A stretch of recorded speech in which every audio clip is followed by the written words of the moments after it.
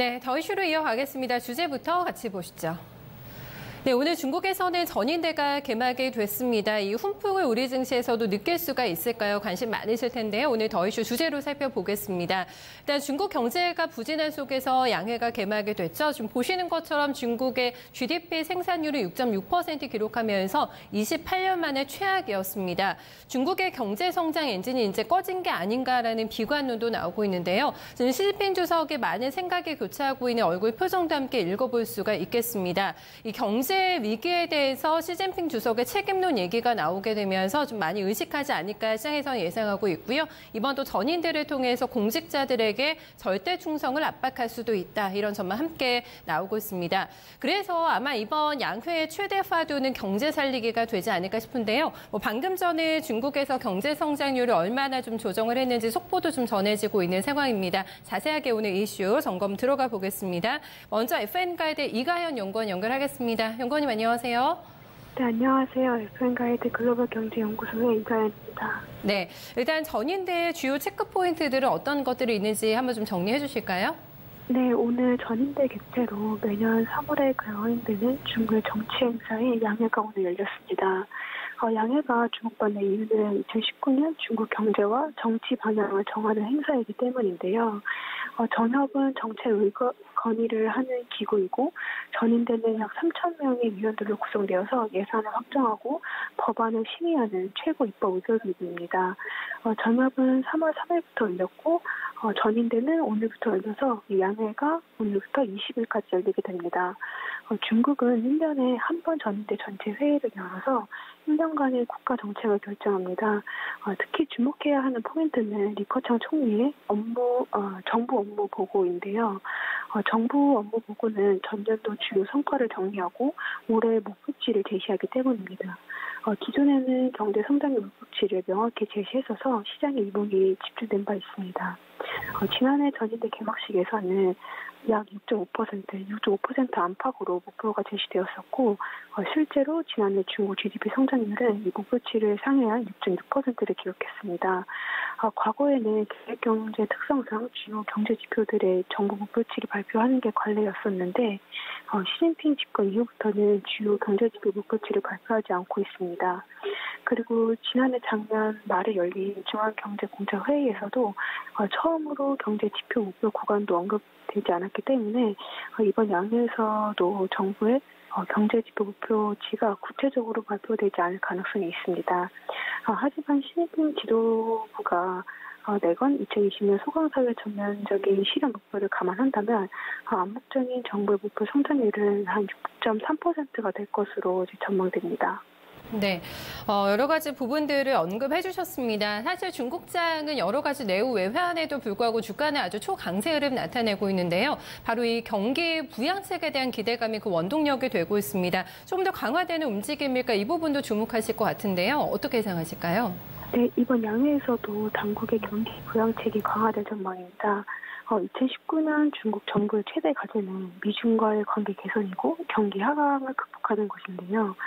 양회는 2018년 12월 말에 열린 중앙경제공작회의 내용과 그리고 올해 2월 달에 열린 지방양회 내용을 중심으로 최종 정책 반영이 결정됩니다. 2018년 12월 말에 열린 중앙경제공작회의에서 당국은 중국의 경기 하강을 인식하고 확장적인 재정정책 그리고 통화정책을 완화 기조로 완벽히 전향할 것을 발표한 바가 있는데요. 재정정책 방향으로는 대규모 감세 정책으로 재정 적자 확대를 제시했었고 통화정책 방향은 기존 중립적 기조에서 완화 기조로 전향할 것을 발표했습니다. 그리고 유례없는 자본시장 육성 의지를 나타내면서 자본시장 정책 방향 전환을 알린 바가 있습니다.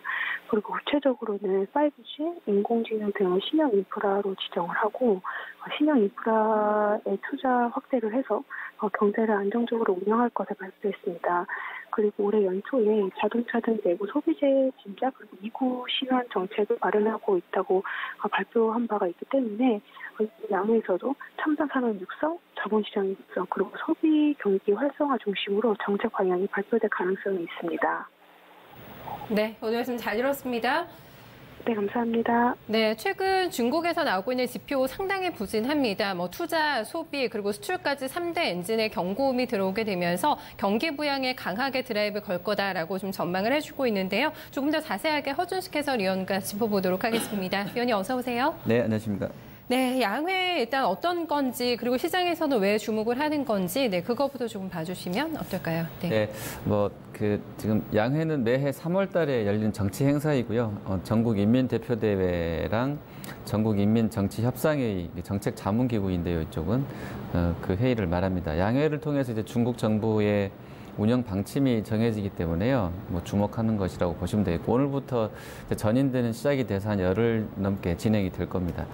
이 전인대는 이제 헌법에 규정이 되어 있는 국가 최고 권력 기관인데요. 각 성과 자치구, 그다음에 직할시, 그다음에 특별행정구역에서 선출이 된 대표들과 소수민족 대표들로 구성이 된다고 하고요. 네. 그 대표들의 임기는 이제 5년 나와 있습니다. 헌법을 개정하고 집행하고 감독하고 법을 만들고 또 개정하고 또 이제 국가 주석이라든지 부주석, 국무원, 총리 등을 선출하는 자리이기도 하고 선출할 수 있는 기관이기도 하고 또 파면의 권한도 갖고 있고요. 국가 예산과 또 예산 집행 상황들을 심의하고 또 비준하기도 하는 그런 전체로 보면 이제 최고 권력 기관이 아까 말씀드린 대로 그렇고요. 그리고 이제 양회 기간 중에 대체 정부 모멘텀을 정책 모멘텀을 받게 되기 때문에 네. 시장에서도 좀 이제 관심 있는 이슈다라고 보시면 되겠습니다. 네. 이쪽에서 아마 많은 힌트를 중국 증시에서도 본토에서도 얻어낼 것 같은데 정책의 좀 방향 어떻게 움직이겠습니까?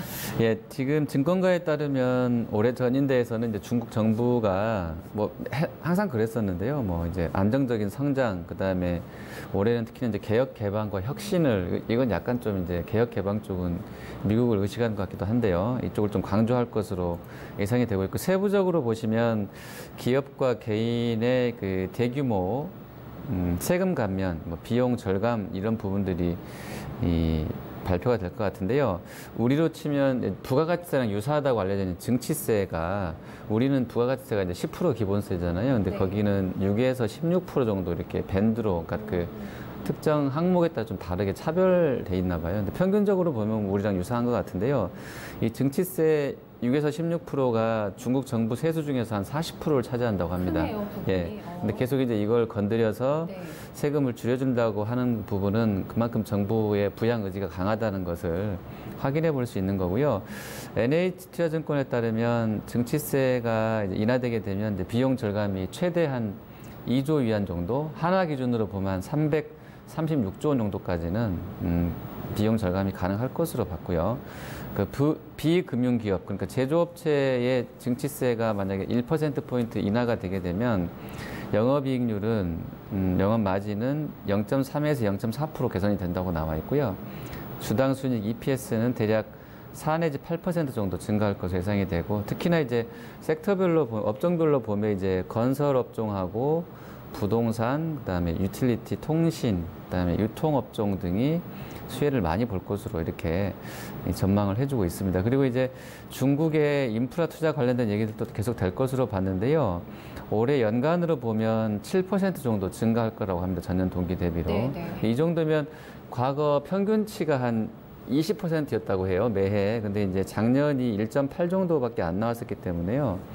비교적 최근 흐름보다는 좀 강하다, 네. 큰 폭의 확대다라고 보실 수 있겠고요. 인프라는 대체로 이제 취약점을 보완하는 쪽이라든지 이제 유효 공급 확대 이런 쪽들이 좀 많이 연결이 될 것 같고요. 그리고 이제 5G나 전기차 충전 시설 등에 집중될 거라고 하는데 내용을 조금 더 보시면 농촌의 이제 인프라라든지 통신 설비라든지 환경 보호, 그다음에 물류 쪽에 집중을 좀 할 것 같고요. 특히나 이제 말씀드린 대로 5G 쪽은 통신 업그레이드 측면에서 좀 주요하기 때문에 네. 투자가 많이 될 것 같고요. 그리고 유효 공급 확대권이라고 그래서 좀 용어가 어렵긴 한데 그냥 좀 보시면 전기차 쪽 얘기를 많이 하는 것 같아요. 그래서 전기차 충전 시설과 주차장 등에 좀 우선 집중해서 들어갈 것 같고요. 그리고 연해 발달 지역에는 궤도 교통이라든지 이게 철도를 말하는 건지 모르겠습니다. 그리고 서부 지역도 철도랑 공항 건설 같은 이런 인프라에 집중할 거라고 그러거든요. 그래서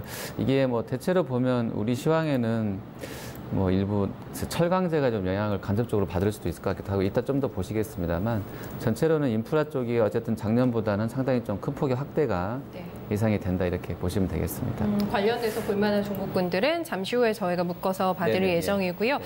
민생 안정을 위한 또 중국 정부의 움직임도 활발한 것 같습니다. 네. 이쪽은 어떻게 나오고 있나요? 네. 예, 1월 달에 중국 국가발전계획위원회가 공업 신식화부랑 상무부랑 같이 해서 정부 10개 부처가 들어가서 공급 개선을 통한 소비 안정화 그리고 소비 강대국 진입을 위한 시행 의견을 발표를 했었습니다. 근데 그 의견을 보시면 자동차 판매 촉진, 그다음에 거주 환경 개선, 그다음에 농촌 소비의 업그레이드, 그다음에 고품질의 제품 소비, 그다음에 우수한 품질 제품 및 서비스, 그다음에 안정적인 소비 창출에 관한 다양한 협력 방안 뭐 이런 부분들이 제시가 됐었습니다. 특히나 이제 우리한테는 좀 직접적으로 좀 와닿을 수 있는 부분이 자동차 하향하고요, 가전 하향, 그다음에 가전 이구 환신, 중고차 증치세율 인하 등이 주요 정책으로 좀 부각이 되는 부분에 주목하셔야 되겠는데, 자동차 하향을 세부 내용을 보시면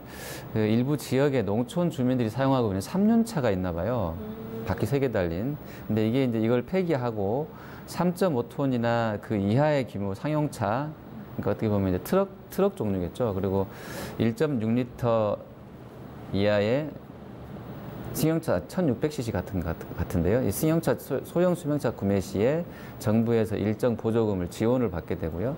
그다음에 중고차 같은 경우는 판매 증치세율을 기존의 3%에서 2%로 좀 인하를 해준다고 합니다. 그래서 중고차 같은 경우도 조금 더 이제 시장에 대한 확대 기대감이 있겠고요. 그리고 중고차가 지역별로 이전이 좀 제한됐던 부분이 있나 봐요. 근데 그것도 좀 완화돼서 나올 거라고 그럽니다. 그리고 이제 가전 하향인데요. 역시 이것도 조건에 부합하게 되는 일부 지역 농촌 주민이 고화질 TV라든지 셋톱박스를 구매한다든지 또 이제 증강현실과 가상현실 관련 제품을 사게 되면 엘리베이터도 또 들어가 있네요. 가정에서 또 엘리베이터를 설치하게 되면 일정한 보조금을 지급한다고 그러고요. 그리고 에너지 전략이라든지 스마트 가전을 구매할 경우 역시나 보조금을 지원하고. 그러니까 이쪽 보면 약간 첨단 제조 2025와 연결해서 그러한 시장 확대를 좀 노리고 있는 그런 가전 하향도 포함되어 있어요. 그리고 이제 옛것을 새 제품으로 교체하게 되는 뭐 이구환신 관련해서는 가전 역시 구매 보조금을 지원할 것으로 나와 있고요. 그다음에 아까도 설명드렸지만 뭐 도로 수리건이라든지 주차장 건설건, 전기차 충전 인프라 건설건, 그다음에 대형 픽업 트럭의 이 도시 진입 제한 완화 지역 확대 이런 내용도 포함되어 있습니다. 그리고 이제 지난달 하순에 북경하고 상해, 뭐 광동 지역 그 주요 중국의 주요 도시랑 지방 정부들도 이 소비 부양 관련 재정을 준비했다고 하는데요. 그 건들은 대체로 자동차에 많이 집중돼 있고요. 또 서비스, 정보 소비 쪽, 그다음에 서비스 업종에 좀 집중적으로 보조금이 지원될 것으로 이야기가 되고 있습니다. 이것도 네. 우리도 또 훈풍을 입을 수 있는 쪽이 있을 것 같아서 눈여봐야 될 것 같습니다. 초미의 관심사는 경제 성장률에 대한 조정이 있을까였는데 지금 발표가 나왔네요. 보니까 이거는. 예, 워낙에 앞서 이제 31개 성급 지방정부가 10개 중에 7곳이, 그러니까 70%가 목표치를 하향했답니다, 올해를. 그래서 아마 양회에서는 GDP 목표가 작년보다는 낮게 나올 거다 보는 게 합리적이었다고 했었는데요. 보시면 실제로 좀 발표가 됐었는데 증권가에서도 유사하게 전망을 했었어요. 올해는 작년처럼 6.5 아니고 한 밴드로 해서 6.0에서 6.5 정도로 제시할 걸로 봤는데. 최하가 6%. 네네. 딱 그렇게 나온 것 같아요. 표를 보시면 이제 이게 국무원을 포함한 주요 중국 정부 기관하고 NH에서 이제 조합해서 만들어 놓은 표인데요. 작년에는 6.5 봤었는데 실제로 6.6 나왔었고요. GDP가. 그리고 올해는 예상하기로는 이제 6에서 6.5% 예상했는데 실제로 이제 발표치도 유사하게 전개가 된 것 같아요. 그리고 잠깐 다른 내용들 보시면 소비자 물가는 3% 봤었는데 실제로는 2.1 정도까지로 떨어졌었고요. 근데 올해도 지금 어떻게 발표가 되는지 모르겠는데 한 3%대로 보고 있는 것 같습니다. 그리고 이제 전망치는 제가 그 속보를 못 보고 내렸기 때문에 그런데, 그리고 실업률 같은 경우는 4.5로 목표치는 그대로 봤는데요. 작년에는 그거보다 좀 더 좋게 3.8 정도로 개선돼서 나왔었고요. 그다음에 통화 증가율 M2도 보시면 한 8%대로 봤는데 올해도 좀 그 정도 수준에서 그러니까 유동성을 많이 확대할 것 같지는 않고요. 전체적으로 디레버리징 구간이기 때문에 그렇습니다. 물론 이제 소소하게 조금씩은 하겠습니다만 그렇게 보고 네. 재정적자 비율은 2.6% 봤는데 실제로는 4.17로 많이 확대돼서 올해는 한 3% 정도로 지금 보고 있다고는 하는데 여기 얼마큼 나올지는 보셔야 되겠고요.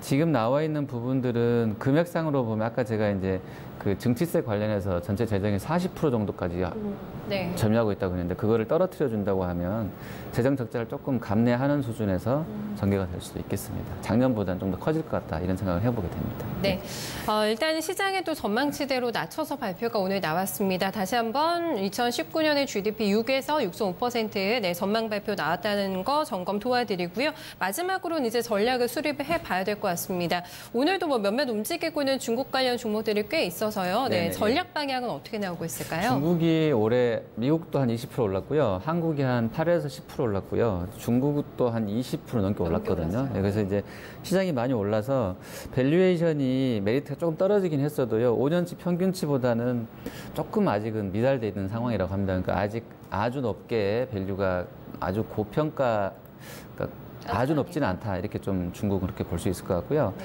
그리고 뭐 MSCI MSCI 편입 확대 이슈권이 있기 때문에 중국은 좀 뭐 좋게 봐도 된다라는 시각이 많은 것 같아요. 그리고 정부에서 어쨌든 아주 강한 부양은 아니어도 시장이 좀 밀릴 때마다 부양하려고 하는 의지는 있다는 평가 나와 있고요. 그래서 이제 NH 같은 경우는 중국 내에 관련해서 혹시 투자하시고 계신 분들이 있다고 그러면 참고해 볼 만한 종목들을 소비 부양 관련해서는 장성 자동차, 상해 자동차, 그다음에 광해 자동차, 그다음에 메이디 그룹, 뭐 그리전기, 그리고 청도 하이얼 이런 쪽들까지 자동차 가전을 이렇게 보고 있고요.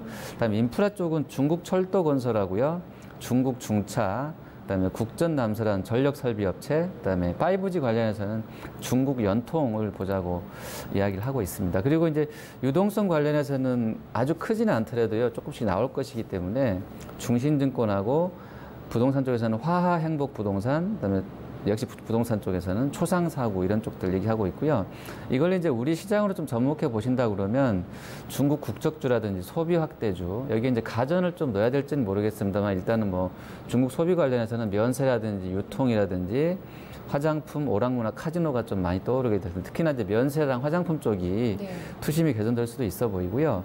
그 다음에 5G 투자 관련해서는 통신 장비 쪽하고요. 그 다음에 거기에 이제 MLCC가 많이 들어갈 것이기 때문에요. 네. MLCC 쪽하고 통신 장비 쪽은 좀 큰 흐름에서는 뭐 투심엔 좀 긍정적일 수도 있겠다 보여지고요. 그리고 아까 이제 그 인프라 쪽 할 때도 전기차 충전 시설 확대 말씀드렸는데 배터리 주식이 지금 CATL 같은 경우 중국 선전에서 지금 퍼밸류가 트레이딩으로 거의 50배 이상에서 거래되고 있거든요. 93위안까지 돌파하면서 거의 아마 고점 부근에서 움직이는데요. 배터리라든지 이런 전기차 관련주들은 이 충전시설 확대 관련해서는 좀 관심을 두고 보셔도 좋다 이렇게 말씀드리겠습니다. 네, 볼만한 섹터 좀 많이 나와 있는 것 같아서 네, 계속 수혜주 찾기 작업 이어나가면 좋을 것 같네요. 말씀 잘 들었습니다. 네, 감사합니다.